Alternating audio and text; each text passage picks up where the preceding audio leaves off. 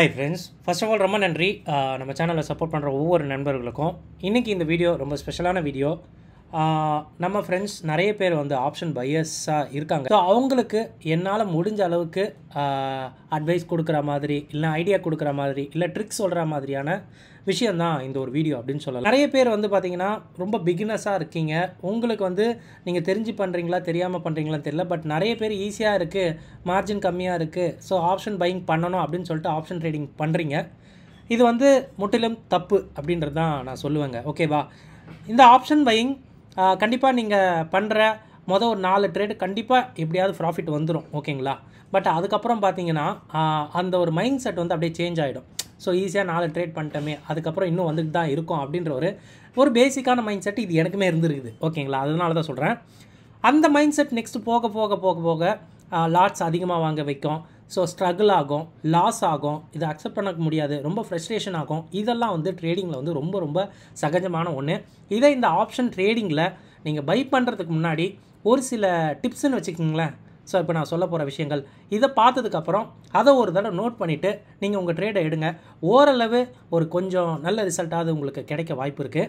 So video பிடிச்சிருந்தா கண்டிப்பாக ஒரு லைக் ஒன்று பண்ணிடுங்க. நம்ம சேனல் இப்போ தான் பார்க்குறீங்கன்னா நம்ம சேனலையும் சப்ஸ்கிரைப் பண்ணிக்கோங்க. ஸோ வாங்க இப்போ இந்த ஒரு கண்டென்ட்டை பார்க்கலாம். ஃப்ரெண்ட்ஸ், இன்ட்ரோவில் கொஞ்சம் நிறைய வளவலன்னு பேசிட்டேன். அது என்ன அப்படின்னா உங்களுக்கு புரியணும் அப்படின்றதுக்காக மட்டும்தான். இன்றைக்கி ஒரு 3 ட்ரிக்கு வந்து சொல்கிறேன்னு சொல்லியிருந்தேன். ஃபஸ்ட்டு என்னென்னா, இந்த ஆப்ஷன் ட்ரேடிங் வந்து ஒரு டைம் பாம் மாதிரிங்க. ஏன் ப்ரோ இப்படி சொல்கிறீங்க அப்படின்னா, இது வந்து நீங்கள் புரிஞ்சுக்கணும். அதுக்கு தான் நான் சொல்ல வரேன். இப்போது உதாரணத்துக்கு ஒரு நிஃப்டியோடைய ஸ்பாட் வந்து 25,300 கிட்ட இருக்குது. நான் 25,300 கால் ஆப்ஷன் வாங்குகிறேன். ஸோ எப்படியே மார்க்கெட் மேலே போக போகுது ப்ரோ, ஸோ அதனால் நான் வந்து கால் ஆப்ஷன் வாங்க போகிறேன் அப்படின்னு சொல்லிவிட்டு நிறைய பேர் 90 ரூபாவில் வாங்குறீங்க, 100 ரூபாயில் வாங்குறீங்க, 120 ரூபாயில் வாங்குறீங்க. இதெல்லாம் தப்பாக ரைட்டா அப்படின்றது கான்செப்ட் நான் வரல. நீங்கள் இந்த 100 ரூபா கொடுக்குறீங்கல்ல, இது வந்து ப்ரீமியம் அப்படின்றது உங்களுக்கு தெரியும். இந்த ப்ரீமியம் அப்படின்னா இதோட கால்குலேஷன் உங்களுக்கு வந்து புரியணும். சிம்பிளாக சொல்கிறேன்னா ஒன்றும் கிடையாதுங்க. 90 ரூபாய்க்கு ஒரு நபர் வந்து 90 ரூபா ஆப்ஷன் வாங்குறாரு அப்படின்னா அவருக்கு எப்போ தெரியுமா ப்ராஃபிட் வரும்? ஆக்சுவல் இன்ட்ரென்சிக் வேல்யூவை கடந்த பின்ன தான் அவரால் பயம் இல்லாமல் அந்த பொசிஷனை ஹோல்ட் பண்ண முடியும். இப்போ நான் சொல்ல வர்றது ரொம்ப வந்து டஃப்பாக இருக்கும் அப்படிலாம் கிடையாதுங்க. நீங்கள் என்ன ஸ்ட்ரைக் வச்சுருக்கீங்களோ அது இந்த ப்ரீமியத்தோடு ஆட் பண்ணிக்கோங்க, அவ்வளோதான். அப்போது நீங்கள் நினச்சி பார்க்குறது 25,390க்கு மேலே மார்க்கெட் போனால் மட்டும்தான் உங்கள் அசலே வரும். அது வரைக்கும் வராது. இல்லை ப்ரோ, நான் ஆடுறதே ஸ்பெக்குலேஷனுக்காக தானே, நான் 90 ரூபாய்க்கு வாங்கி நான் 100 ரூபாய்க்கு வெளியே வந்துடும் அப்படின்னா, நீங்கள் எத்தனை பேர் 90 ரூபாய்க்கு வாங்கி 100 ரூபாய்க்கு 10 ரூபா எதிர்பார்க்குறீங்க? 90 ரூபாலேருந்து அது 70 ரூபா போகும்போது 20 ரூபா யார் விட ரெடியாக இருக்கீங்க அப்படின்னு கேட்டிங்கன்னா ரொம்ப ரொம்ப கம்மி. இதில் நானும் அப்படி தான், நானும் ஹோல்ட் பண்ணுற கேஸ் தான் இனிஷியல் ஸ்டேஜில். அப்போது இங்கே நமக்கு ஹோல்டு பண்ண மனசு வரும், ஸ்டாப் லாஸ் கொடுக்க மனசு வராது. கரெக்டுங்களா? அப்போது இங்கே நீங்கள் புரிஞ்சிக்க வேண்டியது, இந்த இன்ட்ரென்சிக் வேல்யூவை கிராஸ் ஆனால் மட்டும்தான் உங்களால் பயம் இல்லாமல் இருக்க முடியும். அது வரைக்கும் உங்கள் பொசிஷன் பயம்தான். இப்போ மார்க்கெட் வந்து பார்த்திங்கன்னா நியராக இங்கே இருக்கும். ஸோ இங்கேருந்து 90 பாயிண்ட் மேலே போனால் தான் நீங்கள் அதுலேருந்து அப்ரிசியேஷனே பார்க்க முடியும். ஓகேங்களா?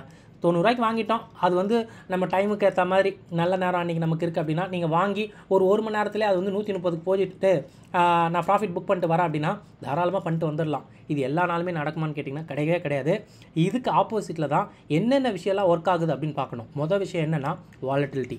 இப்போ நடக்கிறது லோவர் வாலட்டிலிட்டி. நீங்கள் என்ன வேணால் எடுத்துக்கோங்க. என்ன ப்ரோ, ஒரு 3லேருந்து 4 வாரத்தில் மார்க்கெட் 1100 பாயிண்ட் போயிடுச்சு, இந்த ட்ரெண்டு பத்தாது அப்படின்னு கேட்பீங்க. ஆனால் நோட் பண்ணி பார்த்தீங்கன்னா டெய்லி 40-50 பாயிண்ட் தான் நகருது. எத்தனை பேர் பார்த்துருக்கீங்க? ஒரு நாள் 150-160 பாயிண்ட் நகர்ந்துச்சு. மற்றபடி எல்லாமே +50, +90, +60 இதோட குமுலேஷன் வேல்யூவில் தான் மார்க்கெட் ட்ரெண்ட் ஆச்சே தவிர பெருசாக ஒன்று மார்க்கெட்டில் மூவ் ஆகலை. அப்போது இப்படி மூவ் ஆகலைன்னா என்ன நடக்குன்னு பார்த்தீங்கன்னா, கண்டிப்பாக ஹோல்ட் பண்ணுறவங்க இருந்தால் உங்களுடைய ப்ரீமியம் அப்படியே கரையும், ரொம்ப வேகமாக கரையும். I'm seller, I'm option seller. ஸ்ட்ராடலில் கரையிறத நான் டெய்லி வீடியோவில் நான் சொல்லிக்கிட்டு இருக்கேன். இந்த ஸ்ட்ராடல் ப்ரீமியம் ஓகே, வாரத்தில் நிஃப்டி ஸ்டார்ட் ஆகும்போது 250 ரூபாய்க்கு ஓப்பன் ஆகுது. எத்தனை பேர் கவனிக்கிறீங்க? அதை 4 நாளில் அது வந்து பார்த்திங்கன்னா 110 ரூபாய்க்கு வந்துடும். அடுத்த நாள் அது வந்து 0வாக மாட்டோம். அப்போது இது வந்து டைம் பாம் இல்லாமல் என்ன அப்படியே கரைஞ்சிக்கிட்டு வரோம். இதில் நீங்கள் எங்கே தான் மார்க்கெட் மூவ் ஆகி அப்ரிஷியேஷன் ஆனால் மட்டும்தான் உங்களால் வெளியே வர முடியும். அது வரைக்கும் நீங்கள் வெளியே வர முடியாது. ஓகேங்களா?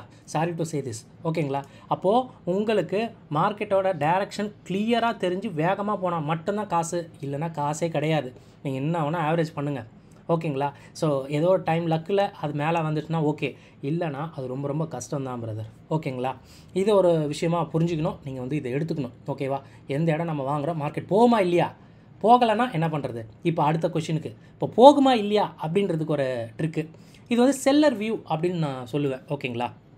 ஸோ செல்லர் வியூ அப்படின்னா, செல்லருக்கு எப்போ பயம் வரும் அப்படின்னா, ஒன்று பிரேக் அவுட்டில் வரும். நீங்கள் டெக்னிக்கலாக நீங்கள் பார்க்குறீங்க, மார்க்கெட் உடஞ்சி இப்போ ஏறி இருக்குது, இல்லைன்னு சொல்ல ஒரு 300-400 பாயிண்ட் ஏறி இருக்குது. டெக்னிக்கல் பிரேக் அவுட் இருந்தால் செல்லர் மே எக்ஸிட். ஓகேங்களா? இன்னொன்று, ஏதாவது நியூஸ் வந்து செல்லர் வெளியே வராங்களா, 2வது. ஓகேங்களா? 3வது, ப்ரீமியமில் ஏதாவது சேஞ்சஸ் பெருசாக இருக்கா அப்படின்றது பார்க்கணும். அதாவது டெய்லி நம்ம வீடியோ பார்க்குறவங்களுக்கு தெரியும், நான் ஸ்ட்ராடல் சார்ட் காட்டுவேன். அந்த ஸ்ட்ராடல் சார்ட் பார்த்திங்கன்னா லிட்ரலாக இப்படி தான் இருக்கும். அப்படியே கரைஞ்சினே வரும். 240 ஒரு 3 நாளில் பார்த்திங்கன்னா அது 100 வந்துடும். அப்போ இதோட மீனிங் என்ன? இந்த சேம் ஸ்ட்ரைக் அப்படியே மாறும், ஒரு 100 பாயிண்ட் 50 பாயிண்ட் நவரும். பட் ப்ரீமியம் பார்த்திங்கன்னா அப்படியே உருகும். அப்போ இந்த உருகிறதுல செல்லர் ப்ராஃபிட் பண்ணுறான். அதாவது அப்படியே வந்து பார்த்திங்கன்னா உருகிறது. இந்த உருகிறதுக்கு பதிலாக ஸ்பைக் வரும். இந்த ஸ்பைக் வந்தபோது செல்லர் வெளியே வரும். அப்போ தான் நீங்கள் பை பண்ணணும். ஓகேங்களா? எப்போ செல்லர் வெளியே வரானோ அப்போ தான் நீங்கள் பையராக உள்ளே போகணும். அது முன்னாடி நீங்கள் போனீங்கன்னா நீங்கள் காலி ஆகிடுவீங்க. இது எப்போவாவது கிடைக்கும். இது வந்து எல்லா நேரமும் கிடைக்காது, அது வேறு விஷயம். அந்த பொறுமை இருந்தால் மட்டும்தான் இந்த செல்லர் வியூவில் நீங்கள் வந்து காசு பார்க்க முடியும். இதுக்கு வந்து நியூஸ் இருக்கணும். அகைன் அந்த break out, open interest break ஆகிறது, ஸ்கியூ பிரேக் ஆகிறது, இது எல்லா விஷயமும் கண்டிப்பாக நீங்கள் பார்க்கணுங்க. ஓகேவா? ஸோ ஒரே ஒரு விஷயம் வந்து, நான் ஸ்கியூ பிரேக் பண்ணுறதுக்கு முன்னாடி ஒரே ஒரு விஷயம், இன்றைக்கி லைவாக நான் வந்து அப்சர்வ் பண்ண விஷயம். நான் ட்ரேட் எடுக்கலான்னு ரொம்ப நேரம் வெயிட் பண்ணியிருந்தேன். பட் பெரிய அளவு மூவ் இல்லை. சின்ஸ் என்னோடய அப்சர்வேஷனை நான் உங்களுக்கு கொடுக்குறேன், அது மேபி உங்களுக்கு ரொம்ப ஹெல்ப்ஃபுல்லாக இருக்கும். நான் என்ன பண்ணேன் அப்படின்னா, இந்த பிஎஸ்சி ஸ்டாக் வந்து பார்த்திங்கன்னா கொஞ்சம் நிறைய வால்டைலாக இருக்கும். ஓகேங்களா? ஸோ இதில் கொஞ்சம் ஃப்ரீயாக கேஷ் இருக்கும்போது இந்த ஸ்டாக்கை வாங்கி ஒரு 100 ரூபா 150 ரூபா ஏறும்போது கொடுத்துட்டு வெளியே வந்துடுவேன். ஓகேங்களா? இன்றைக்கி பாருங்கள், நான் உங்களுக்கு அழகாக நான் அப்சர்வ் பண்ண விஷயத்தை எடுத்திருக்கேன். பிஎஸ்சி ஸ்டாக்கு 2182 ரூபாய்க்கு முடிஞ்சிருக்கு. நான் 2200 கால் ஆப்ஷனும் 2200 புட் ஆப்ஷனும் நான் வந்து பார்த்திங்கன்னா சார்ட்டில் பிளாட் பண்ணியிருக்கேன். இங்கே வந்து ரெட், அந்த ஆரஞ்சு கலரில் இருக்கிறது காலோட ஓயை, ப்ளூ கலரில் இருக்கிறது புட்டோட ஓயை. காலையில் வரைக்கும் நியராக வந்து பார்த்திங்கன்னா ஒரு 11 மணிக்கு வரையும் பெரிய மூவ்லாம் கிடையாது. ஓகேங்களா? நீங்கள் காலையிலேருந்து பார்த்திங்கன்னா புட்டு தான் வந்து அதிகமான ஓப்பன் இன்ட்ரெஸ்ட் இருக்குது. 13,47,000. கால் வந்து 13,33,000. ரொம்ப பெரிய விஷயம் இல்லை, பட் ரொம்ப ஃப்ளாட்டு தான். இந்த ஃப்ளாட்டான விஷயம் ஒரு 2-2.5 மணி நேரம் வந்து ஒன்றா தான் இருக்குது. இங்கே பார்த்தீங்கன்னா தெரியும், 13,87, 13,78. ஓகேங்களா? இதுக்கப்புறம் எங்கே சேஞ்சஸ் ஆகுதுன்னு பாருங்கள். புட்டு காலையில் அதிகமாக இருந்தது, கால் கம்மியாக இருந்தது. எந்த இடம் கால் அதிகமாகிட்டு புட்டு அதிகமாகுதுன்னு பாருங்கள். ஓகேங்களா? அப்போ பார்த்தீங்கன்னா ஆப்வியஸாக டாமினேட் ஆகும். ஓகேங்களா? புட்டு அதிகமாக கால் அதிகமாகுது, புட்டு வந்து கம்மியாகுது. இப்படி ஆக ஆக அந்த ப்ரைஸ் பாருங்கள், அது வரைக்கும் 2196 அந்த ரேஞ்சில் தான் இருந்தது. 2200 கிட்ட தான் இருந்தது. மேக்ஸ் ஃபைன் அங்கே தான் இருந்தது. எப்போ இன்னொன்று டாமினேட் பண்ணுதோ, கால் அதிகமாக டாமினேட் பண்ணும்போது ப்ரைஸ் பாருங்கள் 2195 அது அழகாக கிளியராக வந்து பார்த்திங்கன்னா ஒரு சூப்பராக ஒரு 20 ரூபா 25 ரூபா 20 ரூபாய்க்கு மேலே வந்து பார்த்திங்கன்னா இறங்குச்சு. ஓகேங்களா? ஸோ அந்த இறங்கும்போது நீங்கள் டாமினேஷன் பார்த்திங்கன்னா ஹெவி ஆகிடுச்சு. ஸோ 13.85 இருந்தது, 14.54 மாறிடுச்சு, 13.51 மாறிடுச்சு. இது பார்க்கும்போது எனக்கு தெரிஞ்சு ரொம்ப பெரிய ஓப்பன் இன்ட்ரெஸ்ட் இல்லை. இதே ஒரு உதாரணத்துக்கு காலோட ஓப்பன் இன்ட்ரெஸ்ட் 25 லட்சம், புட்டோட ஓப்பன் இன்ட்ரெஸ்ட் வேகமாக ஓடிடுறாங்கன்னு வைங்களேன். இதே வந்து பார்த்திங்கன்னா புட்டு டிராஸ்டிக்காக ஒரு உதாரணத்துக்கு 13 சம்திங் இல்லாமல் ஒரு 5 சம்திங் ரொம்ப அதிகமான அன்வைண்டிங் இருந்துட்டு கால் வந்து ஹெவியாக இருக்குன்னா, இந்த ஸ்டாக்கோட ப்ரைஸ் என்ன தெரியுமா இருக்கும்? இந்த ஸ்டாக்கோட ப்ரைஸ் 2182 இருக்காது, 2100க்கு கிட்ட போயிருக்கும். அப்போது எந்த சைடு டாமினேஷன் பண்ணுறாங்க அப்படின்னு பாருங்கள். கால் சைடு அதிகமாக புட்டு அடிக்கிறாங்க அப்படின்னா அந்த ப்ரைஸ் வந்து இன்றைக்கி நல்லாவே இறங்குச்சுங்க. ஓகேவா? அந்த ப்ரைஸ் வந்து எப்படி நல்லாவே இறங்குச்சு. அந்த நல்லா இறங்கும் போது என்ன நடக்கும் அப்படின்னு பார்த்தீங்கன்னா, கண்டிப்பாக அதில் ஒரு இது தெரியுங்க, புஷ் வந்து தெரியும். ஸோ 74 ரூபாய்க்கு 75 ரூபாய்க்கு பார்த்த அந்த கால் ஆப்ஷன் 58 ரூபா வரையும் போயிடுச்சு. அதே மாதிரி 55 ரூபா 56 ரூபா பார்த்த புட் ஆப்ஷன் 75 ரூபாய்க்கு போயிடுச்சு. அப்படியே வைஸ் வர்சாவாக மாறிடுச்சு. இப்படி நடக்கும்போது கண்டிப்பாக அந்த ஸ்டாக்லேயும் சேஞ்ச் இருக்கும், அந்த ஆப்ஷன்லேயும் சேஞ்ச் இருக்கும், இந்த புட்டோட சேஞ்சிலையும் விஷயம் இருக்கும். இது பெரிய சேஞ்ச் அப்படின்னு கேட்டிங்கன்னா கிடையாது. நான் வந்து வேறு ஒரு ஸ்ட்ராட்டஜிக்காக நான் இதை எடுத்தேன், அதை புரிய வைக்கிறதுக்காக. நடக்கும். இப்போ நான் சொன்ன மாதிரி காலோட ஓப்பன் இன்ட்ரெஸ்ட் ரொம்ப அதிகமாக ஏறுறதும், புட்டோட ஓப்பன் இன்ட்ரெஸ்ட் ரொம்ப ரொம்ப கம்மியாக ஆகிறதும் இப்படி நடக்கும்போது அந்த ஸ்டாக்கு ஒரு 4-5% வேகமாக இறங்கக்கூட செய்யும். ஓகேங்களா? இது ஸ்டாக்குக்கு மட்டும் இல்லை, நீங்கள் இண்டெக்ஸில் கூட பார்த்துக்கலாம். இதை அப்படியே நீங்கள் அப்சர்வ் பண்ணும்போது உங்களுக்கு தெரியும். இங்கே பார்த்தீங்கன்னா காலோட ஓப்பன் இன்ட்ரெஸ்ட் ஏறும்போது ஸ்டாக் ப்ரைஸ் இறங்குது பாருங்கள். இதுதான் விஷயம்.